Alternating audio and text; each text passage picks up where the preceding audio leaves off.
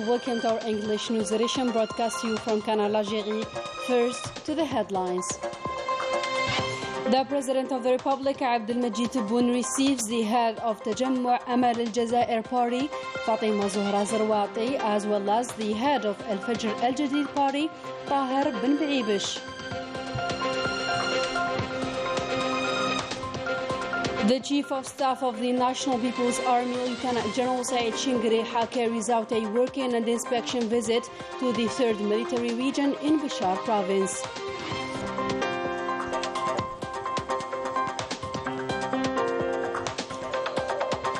And the middle school final examinations kick off throughout the national territory in the most favorable conditions.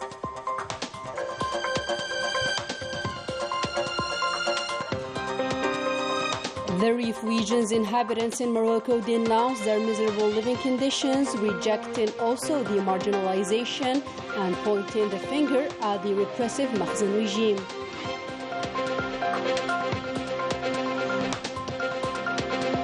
Good evening. Those were the headlines. First, the President of the Republic, Abdelmajid Tebboune, received on Monday the head of Tajammu' Amal al-Jazair Party, Fatima Zohra Zarwati.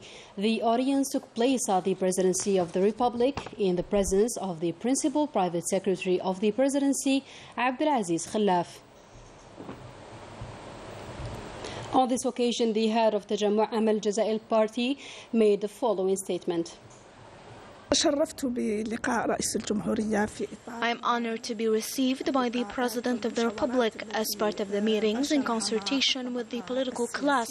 It was a rich meeting that covered different aspects related to citizens' preoccupations and the investment on different sectors. We also reviewed the initiative taken by the President of the Republic. Algeria needs strong domestic front to face the challenges. We must be protected from any sort of crisis. These consultations are an important mechanism of good governance. We hope this meeting will be a tradition which allows the political class to truly reflect the society. We want to have an edification process of an authentic Algeria through paying attention and caring about Algerian people, because Algeria remains always above all. The President of the Republic, Abdelmajid Tebboune, received also the head of Al-Fajr al-Jadid Party, Tahir bin Baibish. The audience took place at the Presidency of the Republic in the presence of the Principal Private Secretary of the Presidency, Abdelaziz Khalaf. Let us now have a listen to the head of Al-Fajr al-Jadid Party. During today's meeting, we reviewed several interesting social, economic and political issues. The meeting was very frank. The President expounded his views and the future prospects and reiterated that his promising project requires support to remove all the hindrances. I expounded as well my views likely to give impetus to the current situation. All in all, it was a positive meeting that would bear fruit in the future. In another development, the Chief of Staff of the National People's Army, Lieutenant General Saeed Shingreha, carried out a working and inspection visit to the 3rd Military Region in Bishar Province, where he held an orientation meeting with the personnel of the region. More details with Ines Killo.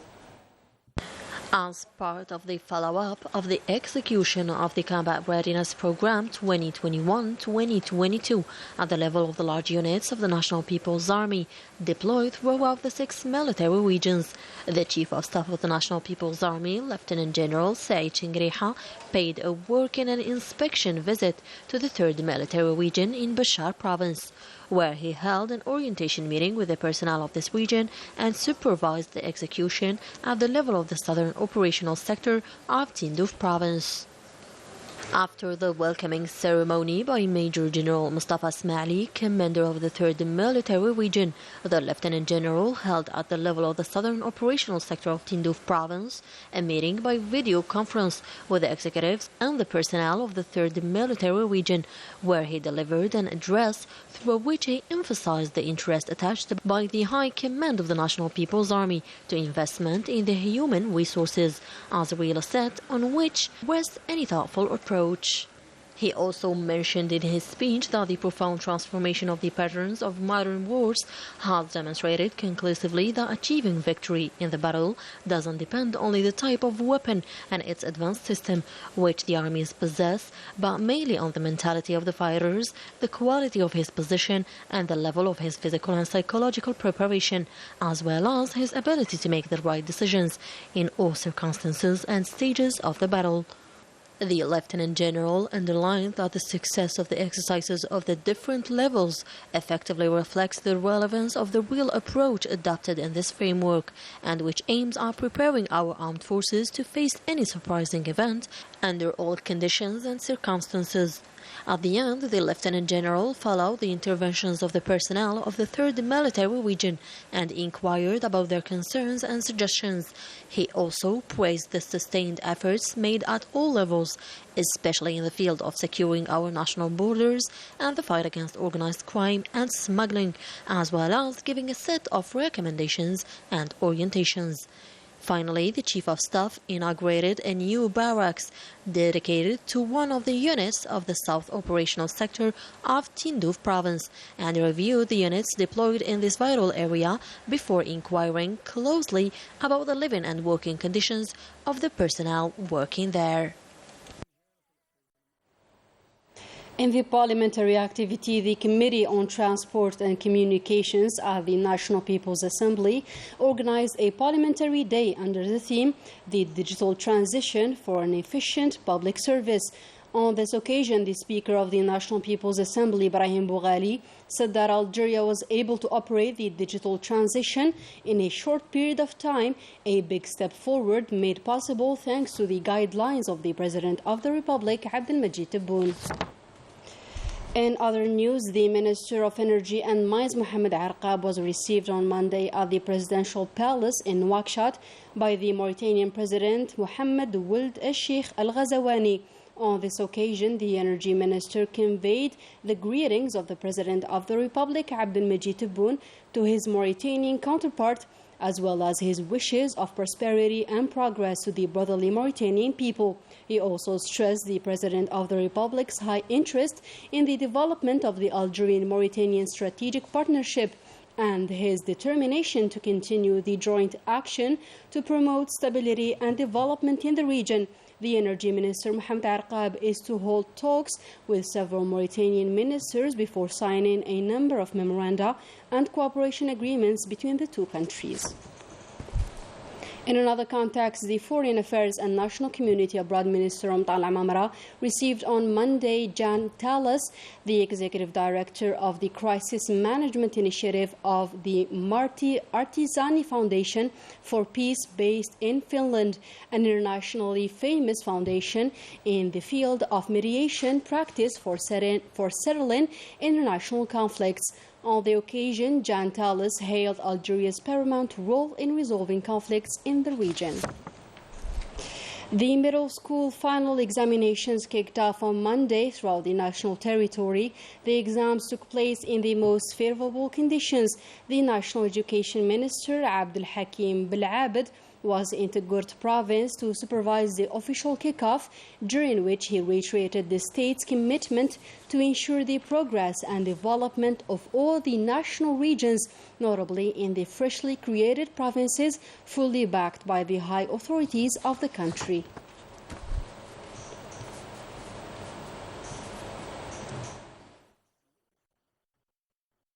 In another context, the Algerian community established in France, as well as project leaders, all hailed the President of the Republic's decision to open Algerian bank agencies abroad. More insight with Melissa Kebash.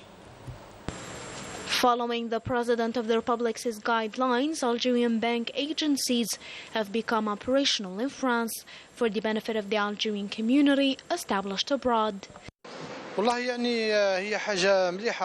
It's a very good initiative. We've been waiting for this decision to be made because the Algerian community here had difficulties in transferring money to Algeria. But thanks to these agencies, it will be more easier. We can now transfer money safely and even invest in our homeland. This initiative will be beneficial for both the Algerian people and the state, namely in terms of investment and accompanying Algerian operators established abroad.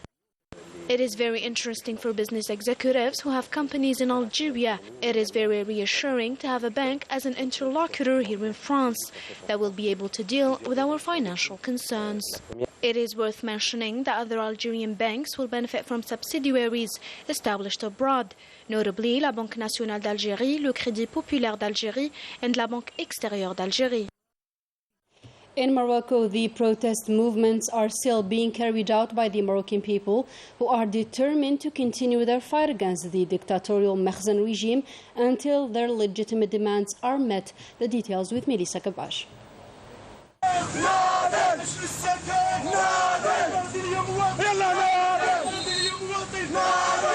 Moroccans are still determined to pursue their fight. As we saw, slogans are raised and chanted against their miserable socio-economic situation.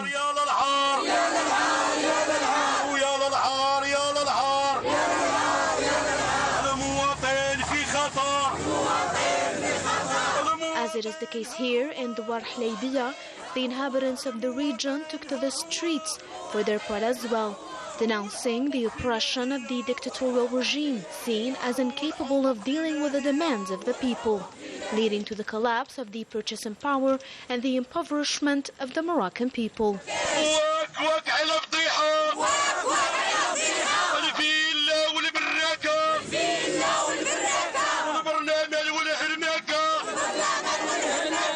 The Moroccan territories are now marked by poverty, unemployment, misery, violation of individual freedom, injustice and crisis, all under the leadership of a government that opted for silence as a strategy to face the increasing and legitimate demands of the people.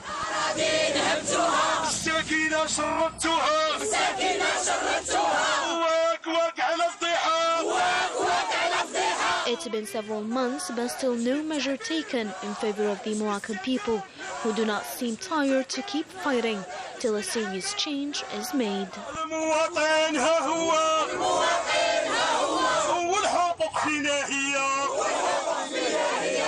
On the other hand, the Moroccan politician analyst Said Al-Lashi said that the Moroccan people cannot be quote-unquote Zionized, stressing that the Moroccan people consider the normalization of relations with the Zionist entity as a betrayal and treason.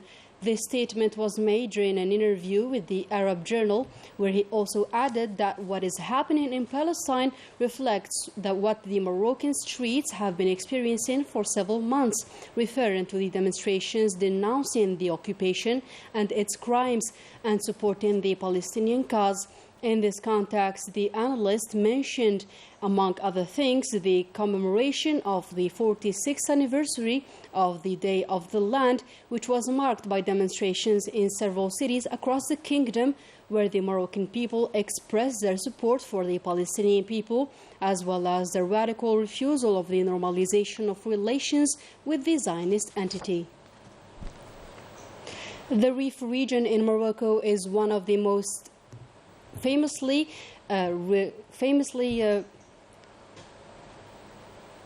that suffered the marginalization and precariousness of the Makhzen regime. The inhabitants of Rif, where they first denounced their unbearable situation by staging peaceful protests demanding their most basic rights, but in vain. Story by Ines Kilo. Like other Moroccans, the Rif inhabitants continue to take the streets to denounce a social situation that has become unbearable. They are daily oppressed, marginalized, and subject to the worst abuses. The repression of the Makhzen regime is becoming more and more violent, particularly in this region of the north of the country, which remains a prey to marginalization at all levels, and the inhabitants are trying in vain to obtain their most basic rights. سمعوا الإخوان، الشعب الذنوب ديالك الشعب والرزق اللي اداه لك فرعون السادس خرجوا فيه. الشعب محمد السادس مشى الصلاة راه في الأيام ديالو الأخيرة، سواء صحيا سواء دبلوماسيا سواء أوروبيا، مشالو الإرهابي ديال فرعون السادس خرجوا فيه الذنوب ديال الشعب.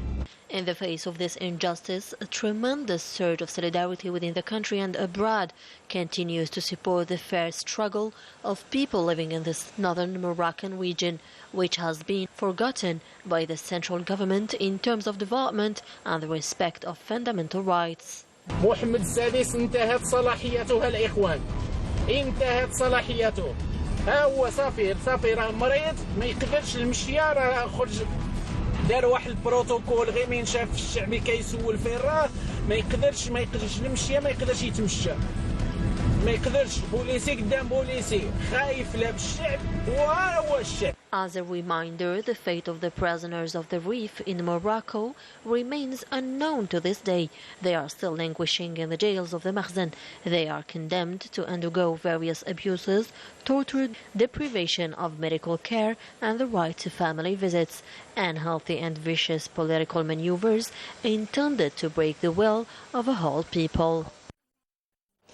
After the Pegasus file, Morocco is once again at the heart of another huge spy scandal threatening several countries' security and stability. The details with Sabrin Taferganit. After the Pegasus issue, which hit the headlines, the Makhzen regime is once again at the core of a huge spy scandal that threatens several countries.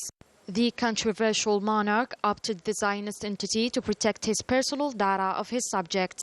According to Moroccan media, a Moroccan delegation of National Commission of the Protection and Control of the Personal Data have taken part on the 1st and the 2nd of June in the 69th meeting of Berlin's group, an international work group of data protection and technology initiated by Zionist organization. This get-together had been preceded by a video conference meeting between the two sides who tackled cooperation development as part of the normalization process. The Makhzen and the Zionist entity consolidated cooperation in terms of spying with an exchange of hacked data related to personal and institutional sites. But what seemed to be a simple training on methods hid, in fact, the true intentions of Al-Makhzen and his Zionist ally. Because protecting the integrity of Moroccans' private lives and data was not the true concern of Al-Makhzen regime, its objective was to form a database of everything that threatens the royalty and the opponents of the political choices of the monarchy and its expansionist policy towards Western Sahara and opposition figures. This new cooperation in terms of spying has been a boon for Zionist entity because it constitutes a file of the Palestinian militants fighting Zionist occupier.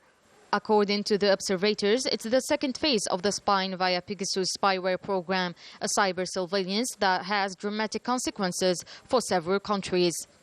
An extremely difficult situation to bear by the Moroccan people who keep voicing their rejection for betraying the Palestinian cause and opening the Zionist media offices and the Mossad branches in Morocco. And with this, our today's news edition comes to a close. Thank you for tuning in.